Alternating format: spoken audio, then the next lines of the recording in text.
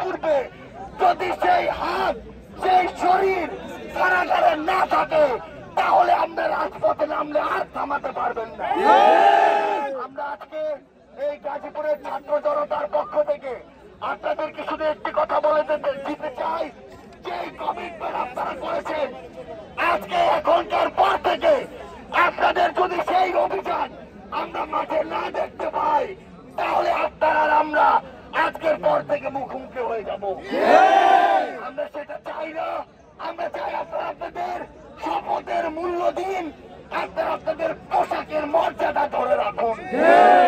আমরা আজকে এখান থেকে ছাত্র জনতা আপনাদের এই যে স্বরাষ্ট্র মন্ত্রণালয় থেকে যে উদ্যোগ নেওয়া হয়েছে সেই উদ্যোগ আমরা একদিন পর্যবেক্ষণ করব।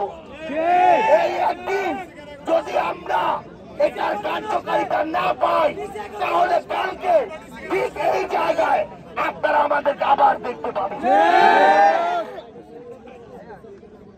এবং আরেকটি কথা আমরা